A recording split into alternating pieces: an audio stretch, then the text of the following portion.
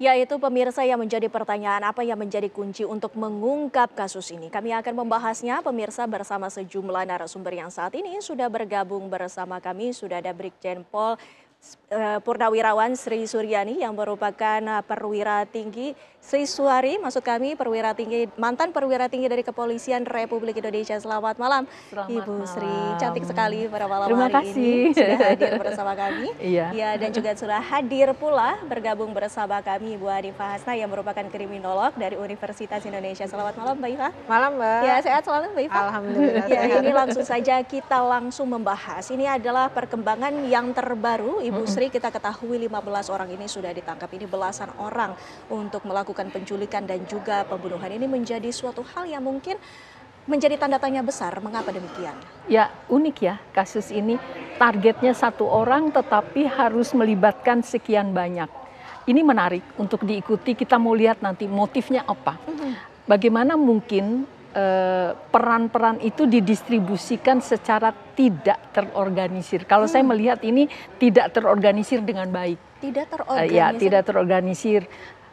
Memang ada niat untuk memutus hubungan antara satu kelompok, satu klaster dengan klaster yang lainnya. Nah, karena justru itulah akhirnya kasus ini lebih mudah terungkap. Pada dasarnya dalam kasus pembunuhan itu sepanjang korbannya atau jenazahnya teridentifikasi, lalu bisa dilakukan klarifikasi kepada pihak keluarga, itu relatif lebih mudah mengungkap. Kecuali jenazah ditemukan tidak diketahui identitasnya sehingga tidak bisa ditelusuri mundur. Kan prinsip pengungkapan kasus itu kita menelusuri dari titik awal pertemuan, kita mundur, tarik ke belakang seluas mungkin, sebesar mungkin. 15 orang, makanya polisi belum mengumumkan apakah 15 tersangka atau bagaimana, kita belum tahu ini. Peranannya Belum tahu. Nah, peranannya itulah yang akan menentukan status dari yang bersangkutan, apakah dia tersangka, turut mengetahui pun tersangka, walaupun tidak berbuat apa-apa. Turut mengetahui karena dia menjadi bagian dari pelaku, walaupun nanti tingkat peran itulah yang menjadi pertimbangan hakim untuk menjatuhkan sanksi. Menurut saya kasusnya unik karena sebegitu banyak. Sebegitu banyak. Satu korban, apakah banyak itu ada misi-misi yang sama pada top inisiatornya, pada top itu punya kepentingan yang sama, punya background yang sama terhadap satu orang ini. Ini yang menarik nih, sehingga menambah hasanah catatan untuk ilmu kriminologi. Tapi menurut Ibu sendiri tadi sempat disebutkan ada klaster-klaster. Ada berapa klaster kalau dilihat dari polanya ini? Pola yang sudah terungkap walaupun polisi belum mengumumkan secara gamblang kepada publik, tapi dari pernyataan pengacara dan sebagainya sempat mengatakan bahwa yang mereka dampingi adalah pelaku penjemput paksa, pelaku penculikan. Jadi ada yang mengintai, ada yang menjemput massa, lalu diserahkan kepada kelompok tertentu. Itulah yang saat ini dikatakan sebagai eksekutor karena korban sudah menjadi jenazah, gitu. Jadi kemungkinan ini minimal 3. Nah, pertanyaannya, apakah yang kelompok 3 ini bagian dari top leadernya atau tidak? Nanti ini yang menarik. Kalau itu bagian dari top leader, dia tidak terlibat, berarti dia mastermind-nya kan ada di luar kelompok itu. Bisa saja. Tapi ini menariknya kenapa? Karena profesi kita lihat, nah ini memunculkan aneka dugaan di baliknya. Ya, baik, Mbak Iva. Jika tadi sudah disebutkan ada belasan orang dan mungkin ada pelaku penculikan dan juga ada pelaku yang melakukan pembunuhan. Apakah ini artinya motifnya berbeda-beda dari belasan orang tersebut? Oke, baik. Kalau kita lihat ada 3 tingkatan ya Mbak ya. Yang pertama adalah mastermind, yang kedua adalah middleman. Middleman itu adalah perantara yang seperti tadi Bu Sri sampaikan. Yang terakhir adalah hitman atau eksekutor.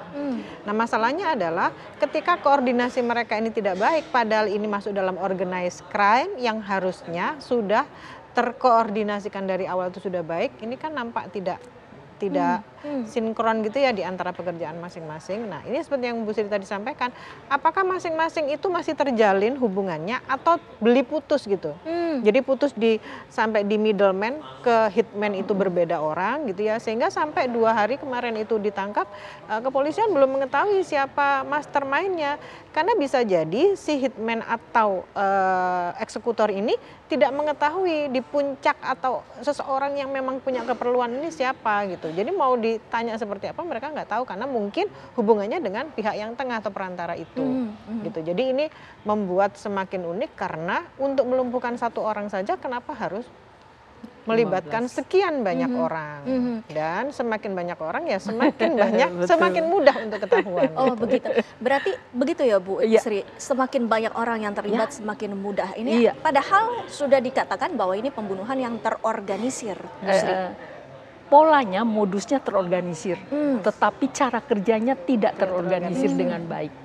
Karena dia niatnya memutus. Seperti kasus-kasus narkoba itu kan jaringan terputus dengan harapan memutus mata rantai. Tapi ini kan korbannya manusia, bukan barang. Barang itu di delivery ke seseorang, selesai. Kontaknya cuma hanya berdua, belum tentu bisa menyentuh sumber asal barangnya. Ini kan beda, manusia kan. Jadi akhirnya kan mau tidak mau akan ditelusuri gitu. Nah dia mungkin ini dugaan kita, ingin menggunakan cara sel terputus tadi, tetapi tidak apik. Justru dalam kasus-kasus seperti ini, makin banyak orang yang terlibat, makin gamblang lah itu persoalan.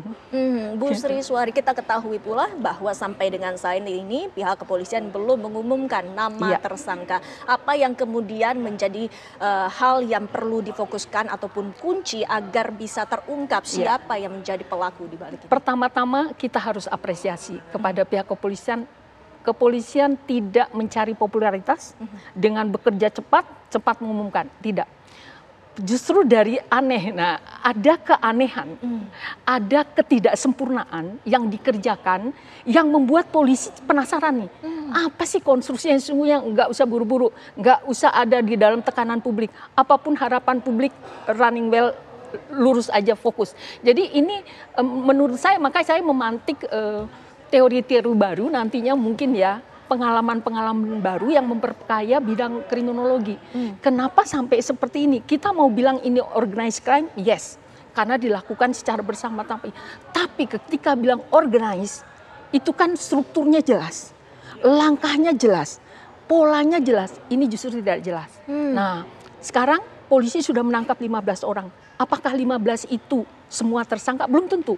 Ataukah hanya orang yang mengetahui, sekalipun mengetahui tetap dia statusnya tersangka, karena ketika dia mengetahui kejahatan tidak melaporkan berarti dia masuk ke bagian konspirasi, masuk ambil bagian sebagai konspiratif, kecuali itu di situ ada hubungan darah. Bapak saya nggak mungkin melaporkan ayah saya, golongan sedarah ya 3 tingkat itu ya, vertikal bukan horizontal. Nah hal-hal seperti ini yang menurut saya polisi ekstra bekerja, tapi asik, ada rasa penasaran. Mohon maaf, selugu itukah atau mau bilang ini selugu itukah gitu caranya bekerja, atau ini over excessive, artinya tidak diniatkan tetapi bablas. Ini menarik, ini menarik nanti, dan itu menjadi bagian dari contoh dokter kepolisian tidak menjelaskan jam kematian dan sebagainya. Ini sengaja dirahasiakan agar dilihat konstruksinya itu secara utuh. Dari konstruksi yang secara utuh itu Mbak Iva, apakah Anda melihatnya bahwa dari ada yang melakukan pemerasan dan juga pembunuhan tersebut, modusnya ini sama? Artinya kedua pihak ataupun ketiga klaster itu memiliki modus yang sama, ataukah memang tujuannya untuk membunuh atau hanya penculikan saja? Nah, untuk membunuh atau penculikan saja ini belum kita ketahui, karena apakah ini kematian korban ini by design atau by accident. Kalau tadi itu secara organisasi saja mereka sudah tidak sepakat dari atas sampai ke bawah, berarti kan ada yang miss di antara mereka. Sehingga mungkin perintahnya A dilakukan B. Jadi untuk mengetahui by accident atau by design, itu kita tunggu kepolisian yang dengan sangat hati-hati mengungkap kasus ini. Dan yang menjadi menarik pula, salah satu yang telah ditangkap oleh pihak kepolisian adalah Dwi Hartono yang merupakan seorang motivator dan juga pebisnis. Ini menjadi sebuah tanda tanya besar, mengapa orang yang begitu banyak memberikan energi yang positif kepada masyarakat lewat motivasinya, ini justru terlibat dalam kasus ini, ibu-ibu. Nanti kita bahas setelah jeda pariwara berikut ini. Kami akan kembali pemirsa, tetaplah bersama kami.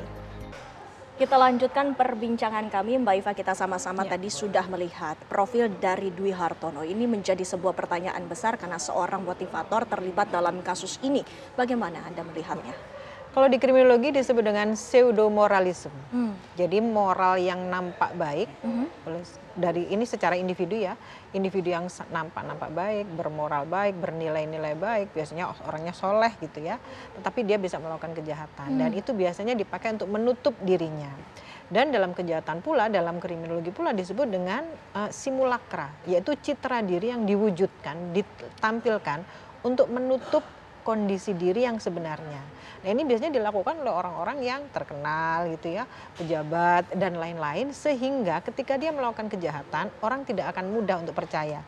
Bahkan masyarakat akan menilai gini, nggak mungkin dia melakukan itu karena dia dermawan. Kan kita tahu kan dia dermawan sekali.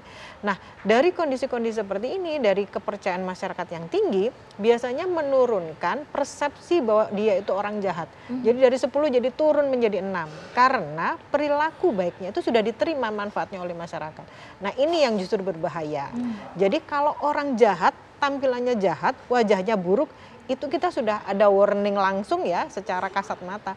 Tetapi orang-orang yang demikian yang seharusnya kita ada warning khusus terhadap diri kita.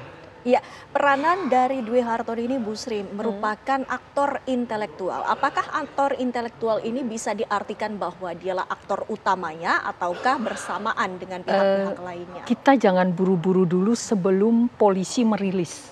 Jadi kita jangan terbawa oleh arus opini yang berkembang berdasarkan pendapat orang per orang, tetapi kita tunggu, kita bersabar sejauh mana peran dia. Apakah dia benar ada di atas top playernya ataukah ada di middle, bisa jadi karena ini 15 orang belum diumumkan secara jernih secara utuh oleh pihak kepolisian.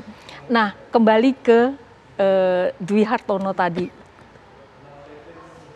fenomena seperti inilah yang menggugurkan teori Lombroso. Dulu wajah itu seolah-olah menjadi bisa kita ramalkan ini punya perilaku yang buruk. Sekarang gugur ilmu itu karena ada fenomena ini. Bagaimana seseorang membangun persepsi dirinya di hadapan orang lain, personal branding dia yang sempurna, sehingga menumbuhkan value-value yang memunculkan penghargaan atas dirinya, termasuk terhadap orang yang menilai. Nah, inilah yang akhir-akhir ini banyak penyakit-penyakit yang dalam tanda kutip nggak nyangka ya, nggak nyangka ya. NPD, psikopat, itu semua orang yang di lingkungan, bukan lingkungan link dalam, link layer kedua pun mengatakan dia baik. Begitu jagonya, tapi begitu pada layer pertama hubungan emosional mereka, baru tuh. Sehingga acap kali korbannya itu tidak dipercaya oleh publik. Kamu aja yang aneh, kamu aja. Jadi ini juga kejadian ini memberikan informasi kepada kita, kepada semua orang tua bahwa penampilan-penampilan yang dalam tanda kutip over dari kenormalan wajib diwaspadai, wajib dikritisi. Dan tidak hanya dari Dwi Hartono, ada 15 orang. Apakah dari Mbak Iva sendiri melihatnya dengan adanya belasan orang yang sudah ditangkap oleh pihak kepolisian, mungkinkah ini memang satu orang yang merupakan korban bermasalah dengan belasan orang, artinya urusan pribadi? Kembali lagi kita tidak boleh mendahului Pihak kepolisian kepolisian, tentunya. tapi bagaimanapun juga kalau kita melihat perannya dan bagaimana cara mereka melakukan kejahatan gitu ya dengan memukul sedemikian rupa, nampaknya ada kondisi-kondisi emosional yang mereka pengen tunjukkan gitu. Apakah ketika menemui korban itu pelaku ingin meminta tanda tangan tertentu agar proses kreditnya itu disetujui atau bagaimana, tapi si korban tidak memberikan gitu ya. Artinya kan tetap ada hubungan di antara mereka gitu. Tapi hubungan di layer mana itu sampai sekarang kita belum mengetahui. Iya, tentu kita tunggu nanti perkembangan Iya, dari benar pihak sekali. kepolisian juga untuk hal itu. Dan sementara itu yang juga menjadi pertanyaan Ibu Sri, bahwa tidak hanya dari tadi 15 orang itu, Dwi Hartono ini juga menjadi salah satu yang paling banyak disoroti karena tadi adanya target dari masyarakat dengan orang yang menjadi motivator dan juga itu. Apakah tidak ada kekhawatiran dari pelaku ini sendiri karena sudah banyak yang mengenal terhadap pelaku, namanya mungkin terseret dalam kasus yang begitu keji seperti ini? Nggak usah khawatir soal itu. Kalau konstruksi persoalan hukum tergantung perbuatannya.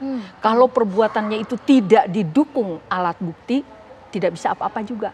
Jadi apapun persepsi publik itu hal yang terpisah dengan fakta yang ditemukan oleh pihak kepolisian. Karena pihak kepolisian akan menggelar hasil penyidikannya itu di meja hijau. Iya. Nah, maka reputasi kepolisian lah yang akan terancam kalau kita mengikuti arus. Jadi nggak usah khawatir itu.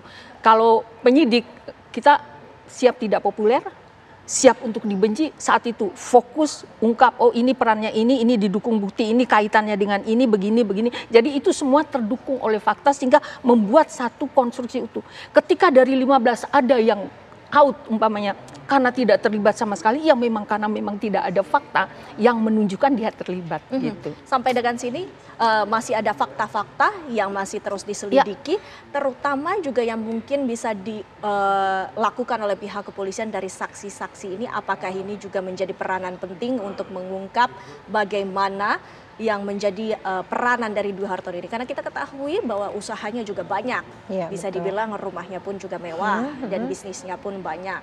Kenapa hal ini bisa terjadi? Oke, baik.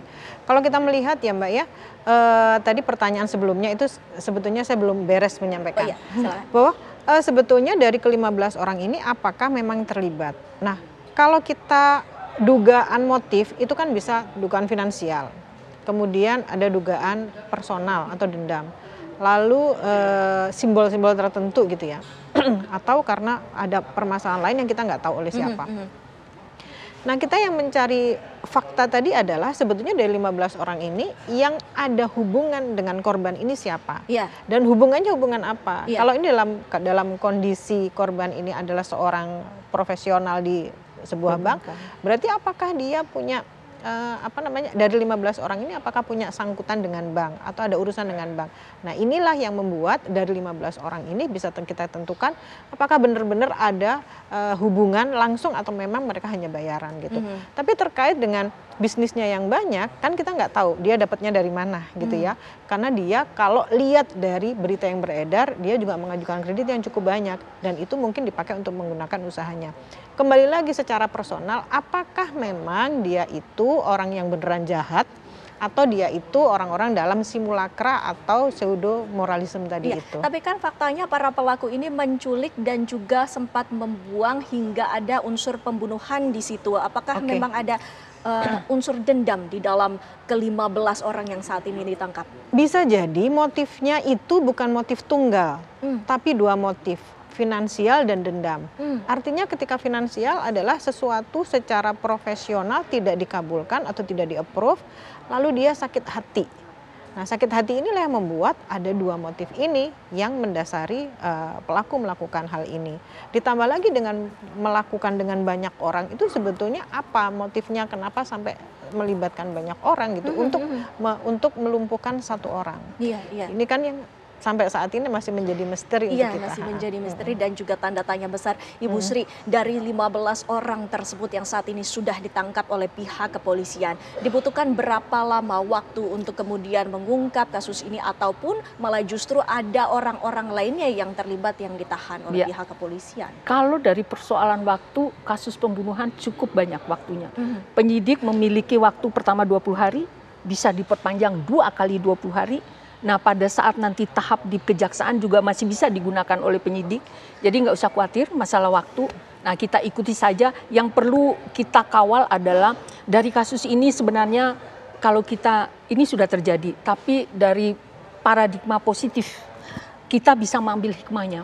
Hikmahnya barangkali ini menjadi penelitian baru bagaimana organisasi kejahatan itu tidak bisa dikatakan seorganisir itu. Nah, ini barangkali ini ada rumusan ulang nih. Kriteria organized crime itu ini secara terus di sisi yang lain adalah dari aspek relasi sosial, bagaimana orang-orang yang menampilkan diri demikian luar biasa ternyata berbanding terbalik dengan perbuatannya. Yang ketiga, ada hikmahnya lagi adalah perbankan. Kalau benar berkorelasi dengan profesinya si korban, nah perbankan juga harus membangun sistem nih, membangun sistem bagaimana untuk pengamanan para karyawan-karyawannya yang seperti ini. Bagaimana bisa bocor keluar bahwa saya yang bertugas meng-approve, itu sebenarnya nggak boleh dong. Harusnya tetap perbankan itu sebuah lembaga yang tidak mengizinkan. Hal-hal seperti ini kan akhirnya membuat kita transparansi tetapi tidak telanjang. Kalau ini kan, nah ini memperbaiki sistem, paling tidak ada 3 hikmah yang saya lihat.